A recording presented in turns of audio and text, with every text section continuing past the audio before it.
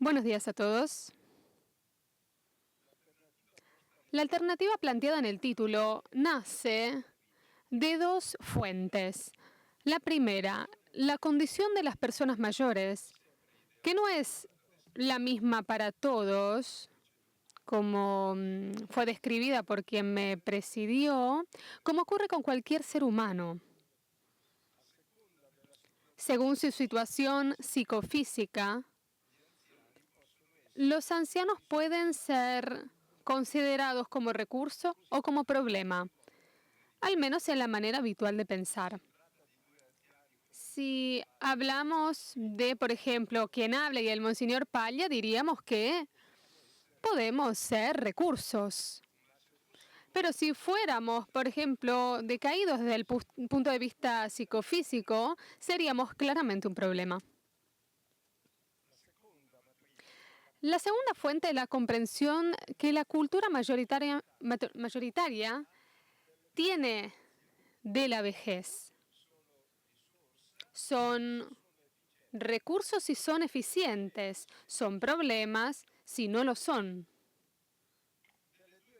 De estas dos fuentes, quisiera considerar la segunda, que es la que está más conectada con la cultura, por dos razones. Los enunciados generales sobre las personas no tienen en cuenta su condición efectiva. Por poner un ejemplo, la situación descrita por Henri de Luca junto con Inés de la Fressange en La Edad Experimental, un libro que tuvo un grande éxito para De Luca en Italia, es bastante conocido. Como autor, como es bastante apreciado, escribe este libro dialogando con la amiga budista francesa, mostrando que aún tiene una notable autonomía frente a la condición de muchos otros ancianos. Los dos autores amigos muestran aún esta autonomía psicofísica frente a la condición de muchos otros, que además no han tenido las mismas oportunidades culturales. Nosotros hablamos de ancianos, pero los ancianos no existen. Existen las personas ancianas, cada una con sus propias características. Segundo motivo, el sentido de pertenencia de la comunidad cristiana, de los ancianos, está tendencialmente ligado a las formas del pasado, así como a intentos de autocomprensión teológica implícita o explícita de estas mismas comunidades. Y yo quisiera insistir en este punto. Una reflexión crítica exigiría sobre todo una lectura de los modelos de comunidad cristiana en los que los ancianos están insertos. ¿Qué idea tenemos de la comunidad cristiana cuando pensamos en las personas mayores? En lo que tiene que ver con la segunda fuente de carácter cultural, se puede decir que en general las personas ancianas son consideradas más un problema que un recurso, incluso dentro de las comunidades cristianas. Por lo tanto, es necesario entender las razones por las cuales se privilegia problema respecto de recurso. El psicogeriatra Marco Trabucchi, en su libro Ageísmo, el prejuicio invisible que discrimina a las personas mayores, publicado el año pasado, intentó identificar la causa del fenómeno indicado en el título ageísmo, edadismo, en esta cancel culture, esta cultura que induce a cancelar el pasado. Nada que sea del pasado vale. En el libro también se mencionan otras causas de carácter moral. reducibles al egoísmo, sin negar la pertinencia de esta causa moral. Queda abierta aún la cuestión de por qué dicho egoísmo se difunde y sus causas. ¿Por qué el egoísmo produciría edaísmo? Parece que sus motivaciones deben buscarse en orientaciones culturales, ya que la cultura es el caldo de cultivo de ciertas formas de egoísmo. Nosotros somos los hijos de la cultura en la cual estamos inmersos. En el origen del edadismo, desde el punto de vista cultural, hay dos fuentes interconectadas. La primera es una concepción evolutiva de la historia, que se acentuó en la época moderna, en relación con el desarrollo de la ciencia y de la técnica. Es emblemática la convicción de que lo nuevo es siempre mejor. La Edad Media fue descrito, y aún se entiende así en parte, como un periodo oscuro. Se refleja incluso en el lenguaje común, en el popular. No estamos en la Edad Media. Frente a ella está la Ilustración, que es luz, esclarecimiento.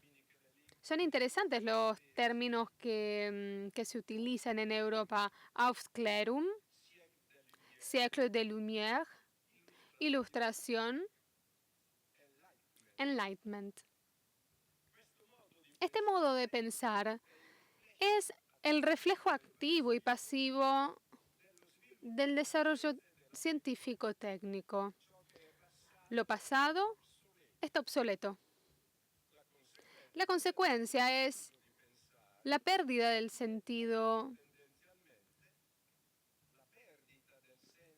de la historia, al menos tendencialmente, que es la fuente de nuestro presente. Parece que se olvide el dicho atribuido a Juan de Salisbury, inspirado en Bernardo de Chartres, en el siglo XII: somos enanos sobre hombros de gigantes. Si vemos más lejos, no es por tener mejor vista, sino porque somos sostenidos por ellos. Basta observar el lenguaje. Aunque se introduzcan neologismos, seguimos recibiendo la lengua del pasado. También en medicina y en la ciencia.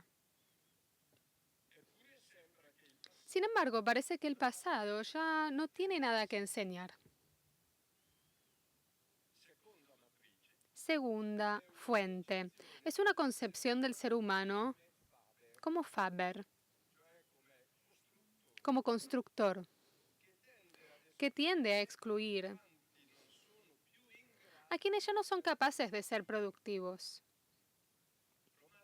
Romano Guardini, en su obra monumental de más de 1000 páginas, Ética, establecía una comparación entre el modo de pensar a los ancianos en los pueblos primitivos, en el cristianismo y en los 12 años.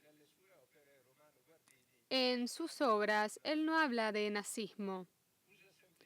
Usa la expresión 12 años, 33, 45, y escribe: Romano Guardini, los pueblos primitivos mataban a los ancianos por distintas razones. Sobre todo, los ancianos representaban un menoscabo, el debilitamiento de la fuerza vital percibida como mágica.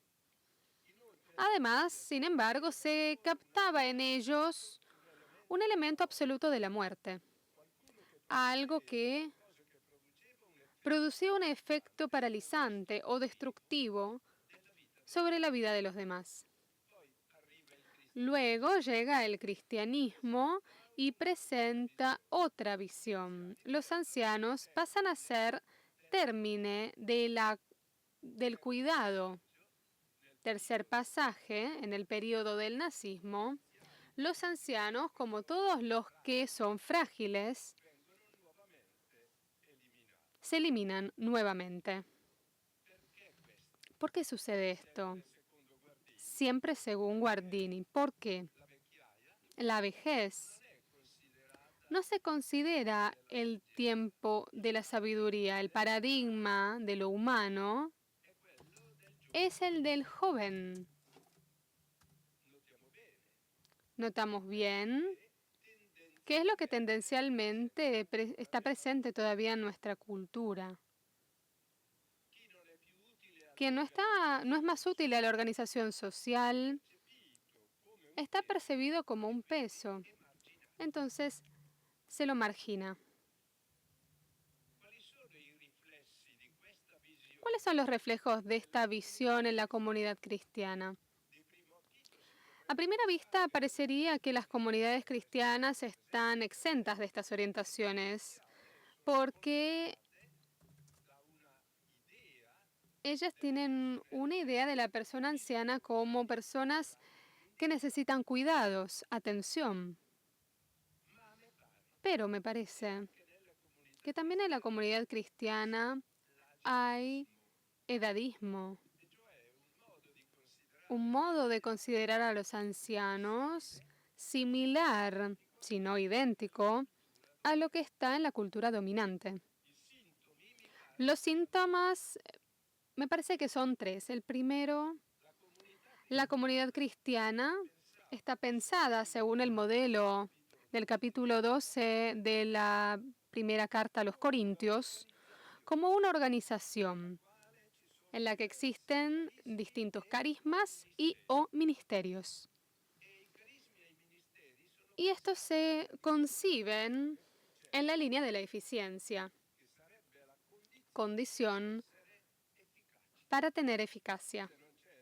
Si no hay eficiencia, no hay eficacia. Coherentemente, que ya no es capaz de ofrecer servicios a la causa de la evangelización, del cuidado de los pobres o de la liturgia, tendencialmente no es considerado un miembro activo de la comunidad. Segundo, la figura ejemplar del cristiano es la del laico comprometido, reconocido como tal no ante todo por la intensidad de su vida de fe, sino por las actividades que realiza en beneficio de la comunidad o de la sociedad. Coherentemente, que ya no está comprometido, ya no tiene nada que ofrecer para el crecimiento de la comunidad o para la realización de la misión. Tercero, en la delineación de la vida cristiana, la dimensión activa prevalece sobre la pasiva. A este respecto, se deberían releer las anotaciones del Papa Francisco sobre el riesgo, donde habla del neopelagianismo. Es la doctrina que hablaba sobre el mérito. Y hablando de la mundanidad espiritual, el Papa Francisco decía que una de las formas de mundanidad espiritual era el neopelagianismo.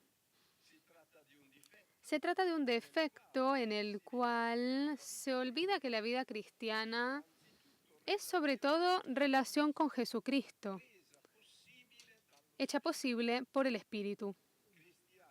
Cristianos se lo es siempre, no solo al inicio de la vida mediante los sacramentos de la iniciación cristiana. Puede ser cierto que el Espíritu hace a las personas corresponsables, pero la corresponsabilidad no coincide con las actividades que se realizan. Aquí está en juego la teología de la gracia, que sitúa en primer plano la conformación con Jesucristo en lugar de las funciones que se desempeñan. Si se quisiera permanecer en la perspectiva de la función, se debería recordar que Jesucristo se manifestó a sí mismo y la identidad de Dios en la cumbre de la inactividad, la cruz. Es obvio que esta referencia no puede convertirse en ideología, es decir, justificar la desidia. Simplemente quiere señalar el riesgo que se corre cuando se identifica la vida cristiana con las buenas obras que se realizan, pensando, entre otras cosas, que las obras buenas necesarias son las actividades eficaces. ¿Cómo podría ser entonces una comunidad inclusiva? También de los ancianos, también de quienes no pueden realizar actividades. En la autocomprensión de la comunidad cristiana, es inevitable que se utilicen modelos tomados de las experiencias sociales. Las comunidades cristianas son fenómenos sociales y por lo tanto es lógico que exista un trasvase, a veces inconsciente, de los fenómenos sociales a otros o de las comunidades cristianas. Si no se procede de manera crítica, se corre el riesgo de establecer identificaciones donde solo haya analogías. Estructuralmente, las comunidades cristianas, generadas continuamente por la palabra y los sacramentos, son ante todo fraternidad, porque están constituidas por hijos e hijas de Dios, gracias al Espíritu de Jesús. Para ellas vale lo que se lee en la epístola a los Gálatas, capítulo 3, versículo 26-28. Todos sois hijos de Dios por la fe en Cristo Jesús. Todos los que fuisteis bautizados en Cristo, os habéis revestido de Cristo. Ya no hay judío ni griego, no hay esclavo ni libre, no hay varón ni mujer, porque todos vosotros sois uno en Cristo Jesús. En el texto que acabamos de citar, se indica cómo se llega a ser hijos de Dios a través de la fe en Jesús. En el texto griego, el más receptivo, se utiliza la preposición en Cristo con dativo para dejar entender que Cristo es el ambiente en el cual se vive la fe. En este ambiente, todas las distinciones sociales quedan superadas. Todos son uno, no una cosa. Se usa eis, que es el pronombre personal, uno, para indicar que se trata de un sujeto colectivo. Antes de ser una organización en la que hay diversas funciones, la comunidad cristiana es el lugar en el que se nos hace y por lo tanto nos reconocemos como idénticos. En el texto se usa la imagen del vestido. Todos se han revestido de Cristo. No se puede no recordar la túnica blanca con la que revestían los bautizados con ocasión de la vigilia pascual. Esta identidad fundamental debe ser reconocida incluso cuando algunos muestran no saber custodiarla adecuadamente. Tendríamos que releer el capítulo 14 y 15 a las cartas a los romanos, donde Pablo les dice a quienes piensan que son débiles en la fe. Y Pablo usa expresiones fuertes. Para tu libertad, escandalizas a tu hermano, por el cual Cristo está muerto.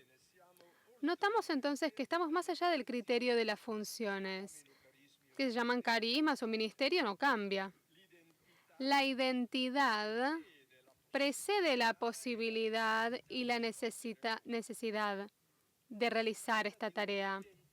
Se trata de una identidad teológica, ontológica, que pertenece en todas las condiciones de la vida. Tenemos el pasaje Lumen Gentium número 32. No hay, por consiguiente, más que un pueblo de Dios elegido por Él, un solo Señor, una sola fe, un solo bautismo. Común es la dignidad de los miembros por su regeneración en Cristo. Común la gracia de adopción filial. Común la vocación a la perfección. No hay más que una sola salvación, una sola esperanza y una caridad sin división.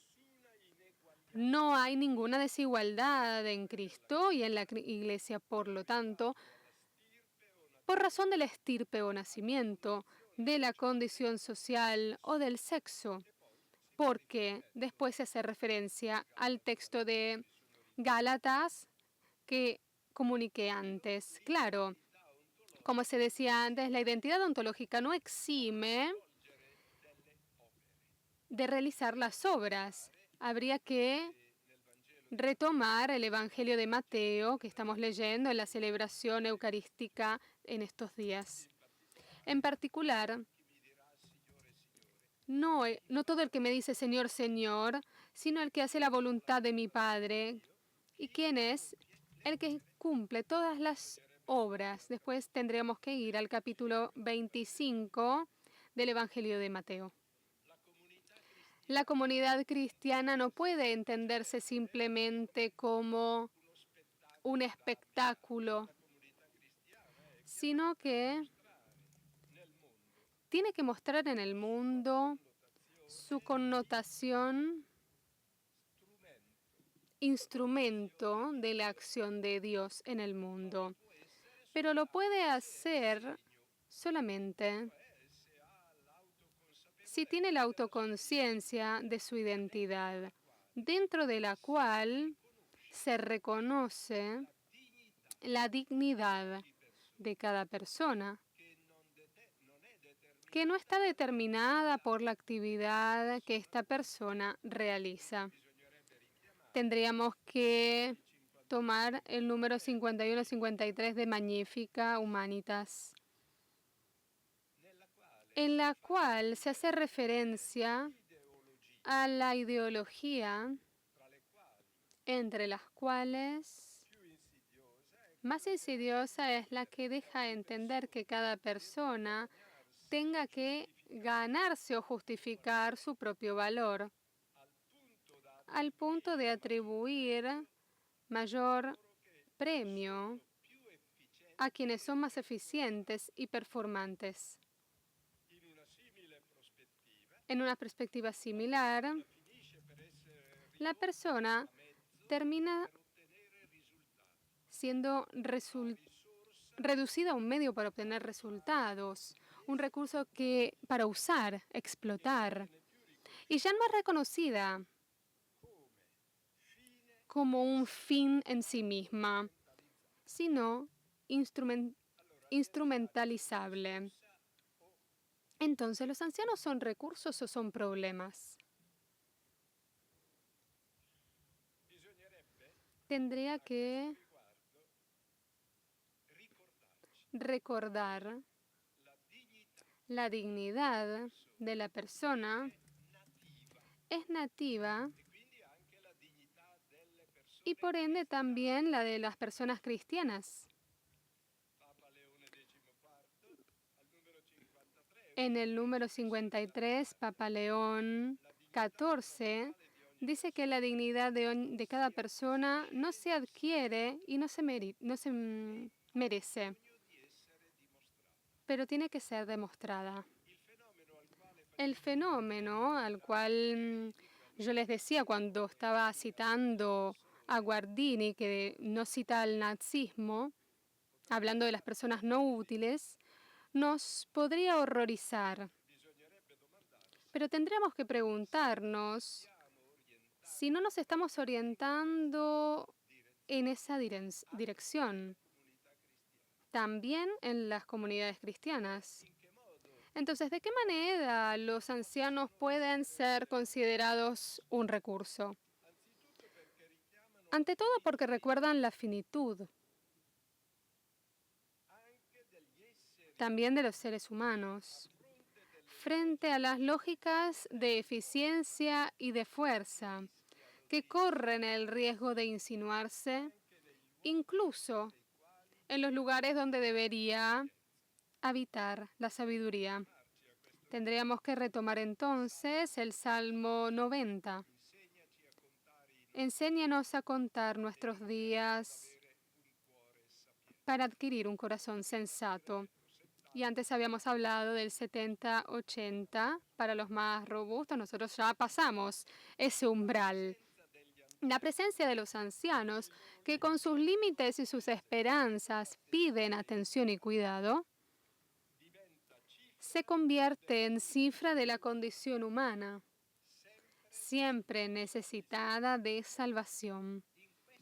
En este sentido, constituye un antídoto contra la pretendida autonomía de los seres humanos, que lleva a presumir que uno se salva por sí mismo. Pelagianismo. Por lo tanto, liberarnos de toda forma de pelagianismo y de fariseísmo. Además, la lentitud con la que se mueven los ancianos ayuda a comprender que la sabiduría se adquiere solo con gradualidad, aprendiendo y reaprendiendo a ponderar cada paso frente a los ritmos vertiginosos que no permiten la asimilación. También sobre esto la encíclica Magnifica Humanitas tiene algo para enseñarnos.